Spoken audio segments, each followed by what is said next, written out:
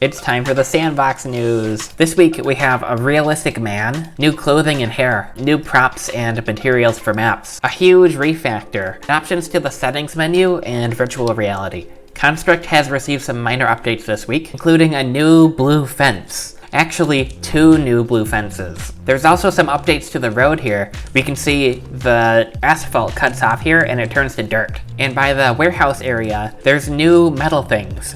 Now, I'm not sure exactly what these things are called, but I know that they're used to connect the ground here to a truck trailer here. There's a new realistic man.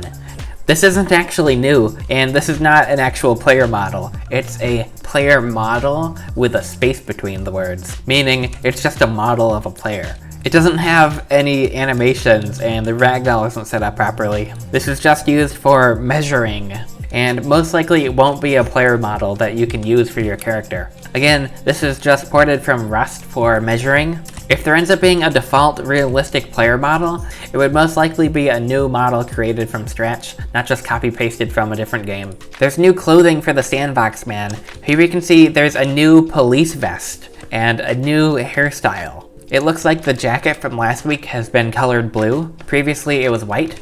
If we go into the customization menu here, it looks like the lighting's glitched out right now, but we can see there's a new hair option, long brown.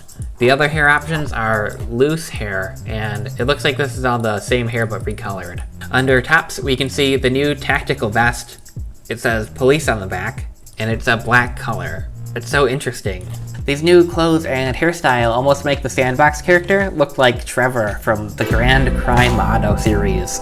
Speaking of Grand Crime Auto, there's new settings in the settings menu here. So last week there were different settings for water ripples and reflections. Those have been merged into shader quality. We can see there is high, medium, and low, and we have a new texture filtering setting. So you'll be pretty familiar with this if you played any video game. We have the standard options here: bilinear, trilinear, and anisotropic filtering. Last week we discussed an upcoming refactor that's here now. We can see the Pain Day 2. This is broken every single sandbox game, and they all need to be updated and re-uploaded. These are all the games that have been updated so far. Looks like all the default Face Punch ones, all the Eagle 1 games, and a couple others like Instagib, Dodgeball, and Conquest. The big Pain Day 2 refactor is mostly coding stuff. It's updates to the scene world and physics. So now I believe we can actually have physics interactions inside the menus. There's updates to the camera, the animation graph, and rendering. A big one here for maps is it looks like there's a new map.reset function. And I assume this would reset all of the props and objects in a map, so that would be very useful for cleaning up between rounds. There was no easy way to reset all the props. Yeah, you could have coded it, but this makes it a lot easier. There's also updates to virtual reality. I'm not going to put my VR headset on to look at it. I believe the only change is they added joystick movement. And looking at the code here, yeah, that's in. It looks like there is head-based joystick movement in the VR lab template. It looks like that's it though. There's no turning or anything. Using this template, you would either have to code turning yourself or turn your body manually. More obsolete stuff has been removed. The V GUI has been completely removed. It didn't work. Apparently there was a portrait editor. I don't know what that did. And old code for Nextbot and some other useless stuff were removed, including some just completely empty folders. Throughout the month, new materials and models have been added. Here we can see some of the new ones. There's new garbage can models, 2 different variants. There's a prefab for a fully functional garbage can with, it looks like the lid got stuck. But it has a rotating lid that gets stuck and spinning wheels. That's so interesting. I believe these are destructible, so if I shoot it with my pistol enough, it should break. There we go. And the green one is destructible too. However, I don't think the prop has actually been set up for destruction, but it does have gibs. So in the future, it should be breakable. There's different skins for this too.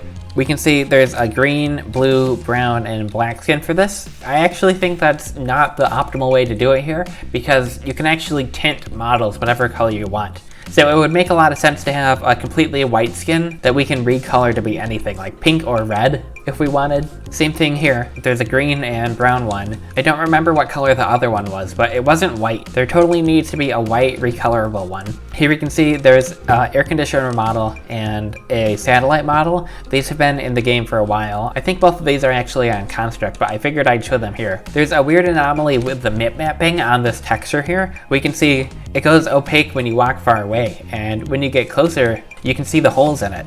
I think this would be better if it didn't have any holes in it at all. There's new large air conditioning units too. However, there's been a bug in S&box for the past over 3 months, I think, where static props don't render properly unless I was to restart my game. I think it's so bizarre that hasn't been fixed in 3 months, but oh well. If I get in the right position, there, we can kind of see this here. There's a bunch of door prefabs, we can see them here. A couple of these have been in Construct for a while, like these glass ones with the breakable windows. There's some other doors too, the metal bars, some metal doors, wooden doors. This one has a window with really cool refracting glass. I really like this glass material, it looks so interesting. You might notice these door handles look a little weird, and that's because there's actually 3 different door handles here, and you can choose which one to use. It looks like one of them isn't implemented properly, but the others are attached to the door. These doors are really cool, but I think they're really tall. Like, look at how tall they are. It doesn't look that tall with the S&box man. But if I was to bring the realistic man over here, you can see this door is absolutely massive. It's huge, it's so tall, it's twice its height almost. So I've actually made my own version of the doors, which are slightly shorter. I think they're a lot more realistic. So I've been using those in my maps. This is actually a map that I'm working on, and we can see I've used the shorter doors here. There's new materials too. There's a nice looking pebble material here. Now this one is actually parallax occlusion, so it looks 3D. It might be kind of hard to tell, but when you're moving around in-game, you can definitely see that it looks a little more realistic. Here we can see a couple more new materials. These are some metal floors, and this is actually a rubber hotspot material, although it has concrete bullet holes in it. Here are a couple of the glass materials. 2 of these materials are just regular glass, but the other 2 have a special shader on them, which refract the environment in cool ways. Here I have some bigger pieces of glass. We can see the refraction here looks so cool. I really like this. This is just a regular transparent texture. So is this. And this one, it actually makes the player go bald. So that's an interesting feature. If you missed it, yesterday I put out a video showcasing the Team Fortress Source 2 game in S&box. If you haven't already seen it, watch it again and share it to all your best friends. Like, comment, subscribe.